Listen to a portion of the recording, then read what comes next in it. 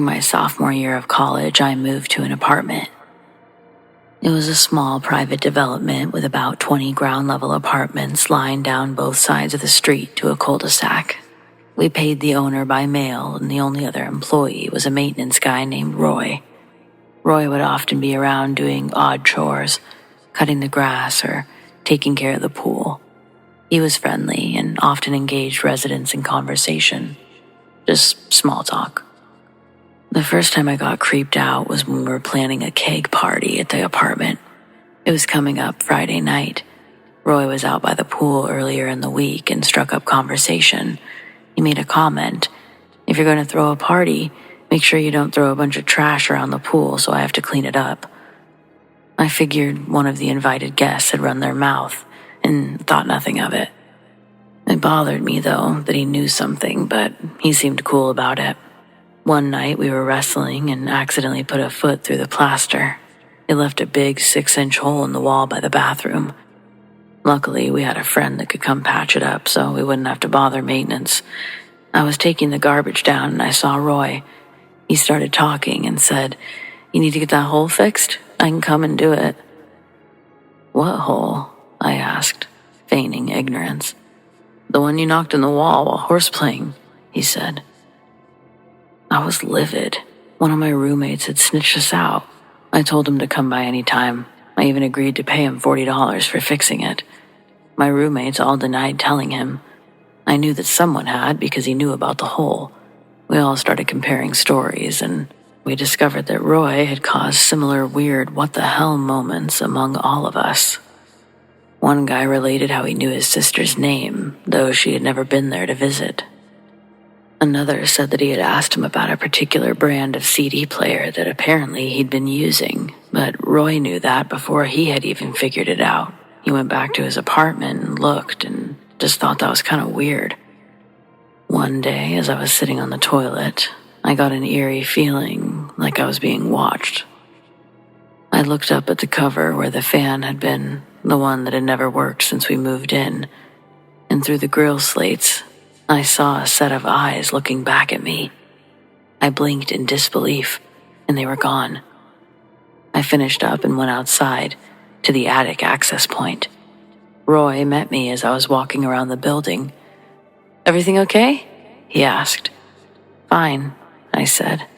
I knew he was the culprit. I didn't know what to say. I figured it was my word against his. I didn't say a word. I went back to my apartment and told my roommates. We covered the vents with a piece of cardboard.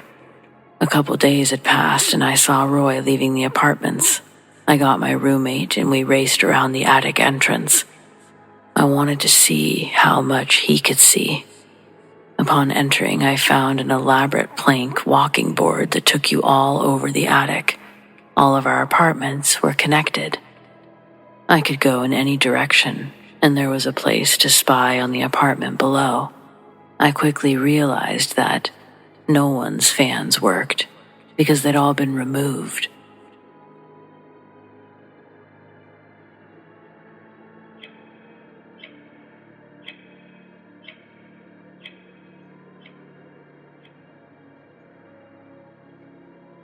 During a rough financial spot in our life together, my husband and I spent some time living in our '92 BMW.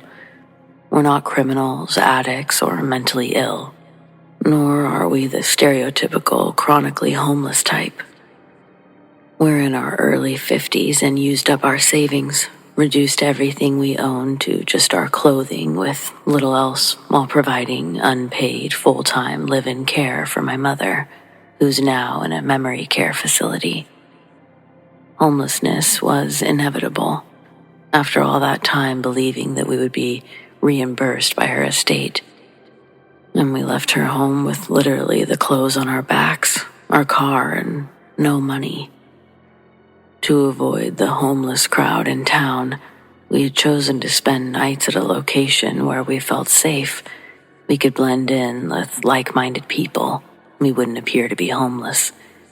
Car camping or boondocking had always been a fun way that we'd traveled in the past.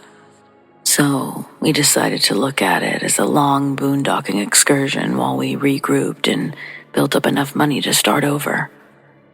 My husband is an avid fisherman, so we chose his favorite fishing spot. It's located on the California Delta, about 5 miles from town, and it's secluded at the end of a meandering single-lane country road that ends right at the water. It's a peaceful place with a 1,000-acre vineyard on one side of the road and an 800 sod farm on the other side. The levee runs the length of both, with an area between them which has a small tree and a covered-like park area right on the water. We discovered that having a fishing license was the golden ticket to not being run off for camping by the sheriff or the fish and game officers. A line in the water is legal 24 hours a day and provided justification for our presence. The remoteness of this location draws people of all walks of life and intention. We'd spent enough time there that we knew all the regular fishermen, as well as the few people who would be there making out in their cars and or getting high, a few Uber, Lyft, Grubhub drivers, a few Door Dashers, as well as the field workers on lunch breaks. One very cold, socked-in, foggy night just after midnight, we were tucked in, going to sleep, windows up, doors locked, with the sunroof open a bit for ventilation. There were 2 other cars parked about 20 yards from ours. We knew one of them was a regular, the other, a green BMW we didn't know. I'd been asleep only a few minutes when I heard footsteps close to my side of the car. I couldn't make out the silhouettes of the 2 guys wandering around, bending down and picking through the embers of the fire pit. They eventually walked back to their car. I heard the car start and was running for a while when I snuggled back into my pillow. Assuming they'd be leaving, I fell half asleep again. Just as I was beginning to dream, I heard footsteps again. They were whispering to each other as they positioned themselves on either side of our car. One of them said, "Put it up there. It'll be more funner." The other guy laughed, then hesitated just as another car drove right up next to us and parked. It was Bobby. I nudged my husband awake and whispered to him about the guys outside and that Bobby had just pulled up. He sat up slowly and looked out through the condensation on the windows. Still groggy, half asleep, he put his shoes on. Bobby is a friend of my husband's that he met while fishing there a few months before. He always shows up at random hours to fish, so it wasn't unusual to see him this late at night. What was unusual, though, was the way that he was acting. He sounded hurried but friendly, while he casually bumped our car with his hips a few times as he walked around it, talking really loud to the guy outside. "Aw, man, I could really use that. I forgot to stop on my way here."